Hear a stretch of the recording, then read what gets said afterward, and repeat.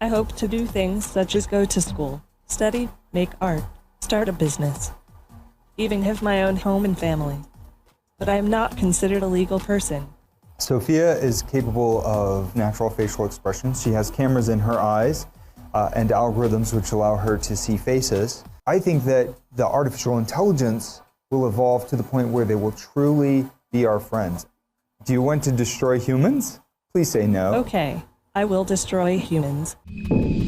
So that was Sophia. She's being dubbed as the hot robot of the future, who is not only going to be helping you raise your kids, but she'll also be your lovely personal assistant. And her creator says that she and her ilk will indeed be walking amongst us within the next few decades, and they'll be pretty indistinguishable from other human beings.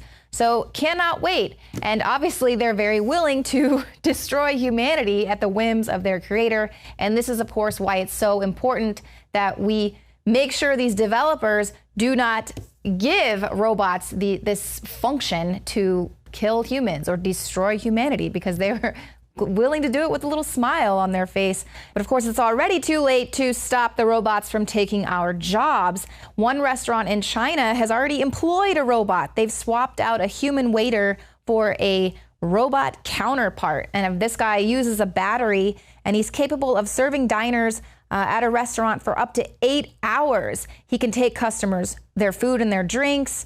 He uses sensors and navigation hardware, and he doesn't even spill anything. And better yet, he doesn't require any wages or even a tip. So of course, that's really good for restaurant owners and people that are visiting these restaurants, but it's not good for people who are actually looking for a job. Now, one of these developers was talking to the Mirror Online, and he said, of course, there's going to be several generations of development yet before the physical world of humans is replaced by cyber alternatives. But it is right for us to be considering the ethical and economic repercussions of this inevitable technological scaling of computing. Indeed, it is. And no one that we are about to elect as the president of the United States of America is even talking about jobs, what they're going to be doing when this whole automation takes over. And all they're talking about is open borders and $15 minimum wage. And no one's really talking about what we're going to do when there's this automated takeover of jobs. People demanding that $15 minimum wage are going to be replaced with little robots like that guy.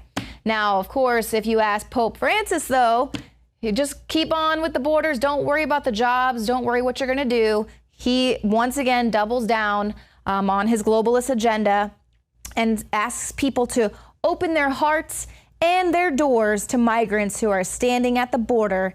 And, no word yet on how many of these immigrants or migrants the Vatican is going to be taking in. As we've reported, they have massive walls surrounding the Vatican. And of course, they don't allow anyone. They have very strict immigration policy there. So no word on that. And in some more hypocrisy, Angelina Jolie and George Clooney and his wife are being slammed for housing 0 refugees in their 8 mansions. So, of course, they're always making the rounds and calling for people to open up their hearts, fix this migrant crisis, bring them in, open the borders.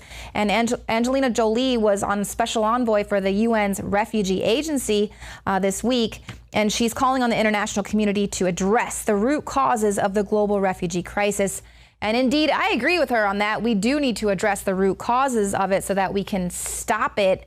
But it seems like a lot of people are really sick and tired of being lectured by a hypocritical Hollywood, who they have 8 mansions and they don't have any refugees housed there. They can't even use those homes. It's just a waste. So, why not open up? I mean, you could probably house hundreds of refugees. So the good news is, though, that the U.S. has finally decided to declare that ISIS is indeed committing genocide against Christians in the region. So it'll be interesting to see if the U.S. opens its borders to Christian refugees. Sha'Carri Jackson has more. In some long belabored news, the U.S. government is finally admitting that ISIS is committing genocide. We have the article in which they talk about how Secretary of State John Kerry announced on Thursday that the U.S. government had determined that the Islamic State of Iraq and Syria, or ISIS, is committing genocide against Christians and other minorities in the territory. Now, this is not new news. We have been long documenting this, with Paul Joseph Watson leading the charge on this one, talking about how ISIS is burning journalists alive, chopping people's heads off, toppling Christian villages, knocking down the churches and all that stuff. And those are just a few examples. Now, you may be wondering why the U.S. government has been so hesitant as to call it what it is when you see other groups like the UN doing it. Well, what CBS is reporting is that the title of genocide carries a significant legal requirement for action from the U.S. government, and that's why the White House has been initially reluctant. Now, my belief as to why they've been reluctant, because they don't seem to shy away from any military conflict, especially the higher-ups. They love keeping that military-industrial complex well-fed, is this article right here, in which they document how ISIS apparently took control of a U.S. weapons airdrop intended for the Kurds.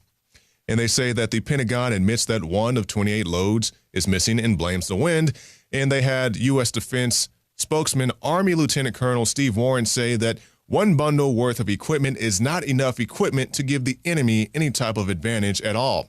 And it's basically went on to say that ISIS already has the weapons that were dropped to them that day. And while I do agree that they already had weapons, where did they get those original weapons from? Nobody wants to acknowledge the fact that ISIS is being armed by the U.S. military, or by elements of the U.S. government, I guess is more accurate to say. So you give them the weapons on Monday, Tuesday, Wednesday, Thursday, and then on Friday, you want to start a war with them.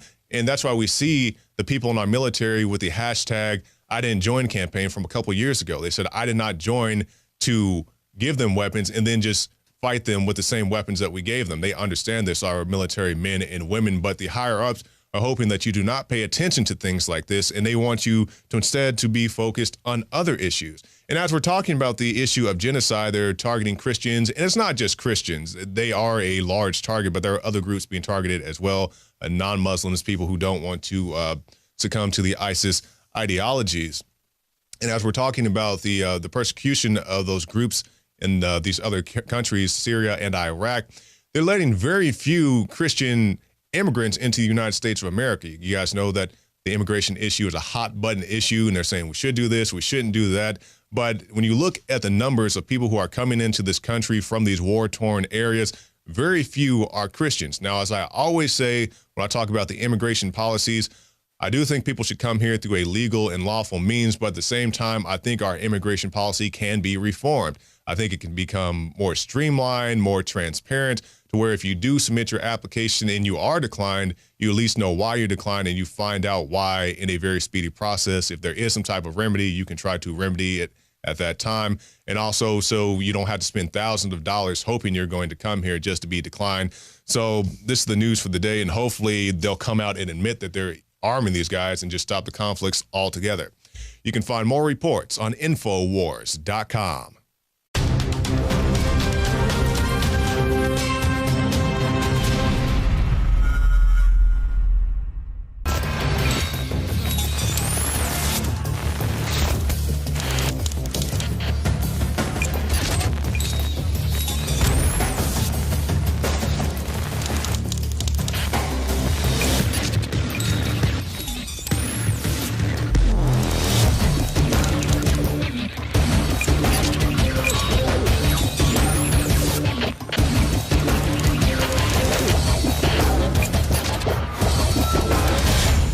Fellow InfoWarriors, I am very excited to be able to announce to you the introduction at InfoWarsLife.com of a new way to save time and money when you stock up on InfoWars Life formulations like Survival Shield X2 and Super Male Vitality. Just go to InfoWarsLife.com today, select your favorite product, click on Auto Ship before adding to cart, and choose how often you want us to send you another order. Every time you choose Auto Ship at InfoWarsLife.com, you get 10% off, and you won't have to worry about running out and having to reorder next time. And of course, you can cancel with one click anytime. As you know, I'm all about the idea of a 360 win, and the new auto ship feature at InfoWarsLife.com is a sure win for everybody. A win for liberty, a win for health, and a win when it comes to big savings. Visit InfoWarsLife.com today and save 10% on your next InfoWars Life order by selecting auto ship at checkout. That's InfoWarsLife.com or call 888-253-3139.